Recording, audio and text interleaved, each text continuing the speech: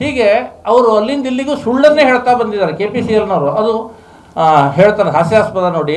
Copyright infringement act ಅಡಿ ಬರುತ್ತೆ ಅದು, ಅಂದರೆ ಕೃತಿ ಚೌರ್ಯ ಆಗುತ್ತೆ ಅದು ನಮಗೆ ಕೊಟ್ಟರೆ, ಹಾಗಾಗಿ ನಾವು ಕೊಡೋದಿಲ್ಲ ಅಂತಾರೆ. ಯಾರು ಆ ಪ್ರಾಜೆಕ್ಟ್ ರಿಪೋರ್ಟನ್ನು ಕೃತಿ ಚೌರ್ಯ ಮಾಡ್ತಾರನ್ರಿ?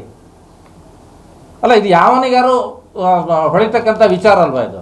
ಆ ಪ್ರಾಜೆಕ್ಟ್ ರಿಪೋರ್ಟನ್ನು ನಾವು ಯಾಕೆ ಕೃತಿ ಚೌರ್ಯ ಮಾಡೋಣ? ಅವ್ರು ಏನೇನು ಹೇಳಿದ್ದಾರೆ ಅದು ಹೇಳಿ ಸರಿ ಇದೆಯೋ ತಪ್ಪಿದೆಯೋ ಅಂತ ನಾವು ಕೂಲಂಕಷವಾಗಿ ನಾವು ಪರಿಗಣನೆ ಮಾಡಬೇಕಲ್ವಾ? ಆಮೇಲೆ ತಾನೇ ಆ ಪ್ರಾಜೆಕ್ಟ್ ಬೇಕೋ ಬೇಡ ವಿರೋಧ ಮಾಡಬೇಕು ಅನ್ನೋದು.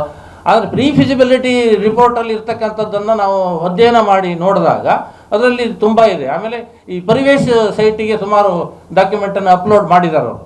ಅದರಲ್ಲೂ ಕೂಡ ತುಂಬ ತಪ್ಪುಗಳಿವೆ, ಹಲವು ತಪ್ಪುಗಳನ್ನು ಮಾಡಿದ್ದಾರೆ. ಒಂದು ಸುದ್ದಿ ಏನಿದೆ ಅಂತಂದರೆ, ಮೆಗಾ ಇಂಜಿನಿಯರಿಂಗ್ ವರ್ಕ್ಸಿಗೆ ಈಗಾಗಲೇ 847 ಕೋಟಿಯನ್ನು ಸಂದಾಯ ಮಾಡಿದೆ ಸರ್ಕಾರ ಅಂತಕ್ಕಂಥ ಒಂದು ಆರೋಪವೂ ಕೂಡ ಇದೆ. ಅದು